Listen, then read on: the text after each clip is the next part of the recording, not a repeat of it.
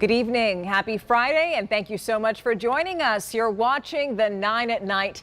I'm Stephania Jimenez, and I have a question for you. Have you been outside in the last few hours? It's chilly. You're going to want to listen to Adam Caskey's forecast if you have weekend plans. Check him out. Hello, cold front. The colder air continues to spill into town. The rain has come to an end, but we still have gusty winds and temperatures falling off down near 40 and I think even some upper 30s around parts of San Antonio Saturday morning.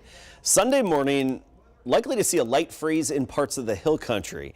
In town will be about 36. Afternoons right near 60 for high temperatures this weekend. So unseasonably cool. And this cool air sticks around all the way through next week. The warmest will be at 63 on Monday. With it, though, the chance of some scattered showers. Wow. All right. In other news now, more bad news today for San Antonio Councilman Clayton Perry. His fellow council members are expected to issue a vote of no confidence and ask for his resignation when they meet for a special meeting on Monday. That announcement coming a day after Perry turned himself in on a misdemeanor charge in connection to a hit-and-run crash near his home last weekend. San Antonio police released body camera footage from hours after the alleged incident. It shows Perry barely coherent in the backyard of his home. Perry now could also face a DWI charge. He, by the way, is a retired lieutenant colonel who has served on council since 2017. And it definitely doesn't look good, particularly with the vote that took place yesterday regarding the censure of another city council member. And on top of that, Veterans Day for a city that's a military city. It's a bad look. It just is. Now, we emailed Perry asking for a comment this afternoon on this, but he did not respond. And, you know, we continue having this conversation tonight on the Nightbeat. The case against Councilman Clayton Perry is deepening with a DWI charge expected. We're going to speak with an attorney who specializes in these types of cases. Something I've always found kind of interesting about this type of case is that people think politicians get special treatment. Now, why that attorney says the potential punishment could actually differ from other cases if there's a conviction. Also, the challenges that could make this case more difficult. That's tonight on the Nightbeat. San Antonio police want to know if you've seen this guy. You're about to see his photo. It'll pop up in a moment. There you go. That's 23-year-old Abel Gallegos. Police say that he got into an argument with a group of people at a convenience store last December. Happened on Cincinnati Avenue near North Calaveras on the west side.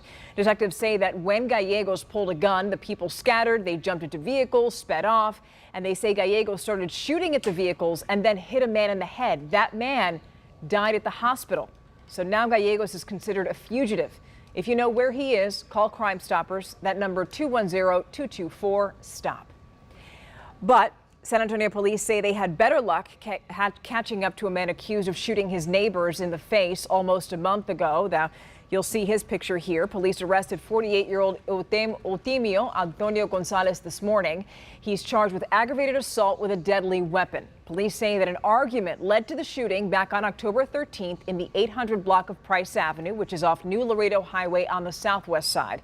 Bertel Gonzalez is a neighbor to the victim's father, who had gone to Gonzalez's home to ask him about an alleged assault on a relative. As the 26-year-old victim walked away, investigators say that Gonzalez pulled out a shotgun and then shot him, hitting him in the arm. Gonzalez's bond is now set at $50,000.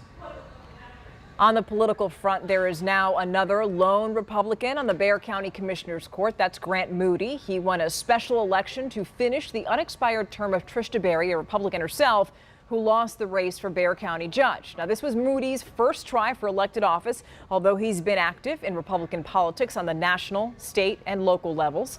A former fighter pilot with an MBA, Moody has worked at USAA and now at Valero, and he knows how important the job of a Bexar County commissioner is.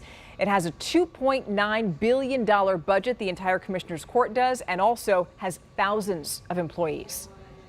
I think that requires a level of business experience and background to understand the kind of challenges and problems that you're gonna see with an organization that size.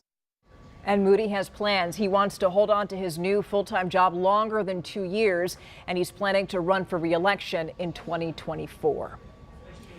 Today, the country honors the millions of military veterans who have served our country, and it was an extra special day for the veterans and those who currently serve who became U.S. citizens. They were naturalized, surrounded by past and present members of the military at Fort Sam Houston Cemetery. Yushi Yan from China is one of them, and she says that the Army has given her so many opportunities.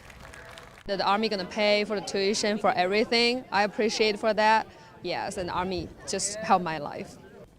Now, veterans that we spoke with today said that we can honor them today and every day by voting and volunteering. We're learning more about what's being called long COVID. You've heard of this, and that's where COVID patients report debilitating symptoms lasting weeks, even months. Big money is being spent on research, but some patients say it's still hard to convince doctors that their symptoms are real. 12 on your side's Marilyn Moritz looks at how to deal with long COVID. For years, Louise Salland had her asthma and acid reflux under control until she got COVID in March of 2020. I could never get a full breath. I thought for sure I was going to die. The fatigue was debilitating. Her inhaler barely worked. COVID aggravated a condition related to her acid reflux so badly she had to have surgery to save her life. But her problems persisted. More than 2 years later, Louise is like tens of millions of people affected by long COVID. There's no test for it, but the CDC now recognizes it as an emerging condition and has released guidance for doctors. Tell your doctor about your symptoms like fatigue, brain fog, breathing issues, or stomach troubles. They may also refer you to a specialist. For example, if you have heart palpitations, they may suggest a cardiologist. Also, look for a long COVID clinic, as well as support groups like Survivor Corps, Body Politic, and Long COVID Alliance. If your daily activities are substantially limited, you could try applying for disability benefits, which may offer some protections like job leave. Be sure your doctor knows the diagnostic code for long COVID, U09.9. That way, insurance may be more likely to cover it. As for Louise, her quality of life has improved. She can resume normal activity on a given day, but has to recover in bed the next. I made it through, and I'm improving. I'm grateful to be alive. Marilyn Moritz, KSAT 12 News. Certainly hope that Louise continues her recovery. Now, before we go, if you've traveled across Texas, then you know how important rest areas are. Well, some students at a local school are taking an active role in making sure that monarch butterflies also have a rest area as they travel through Texas.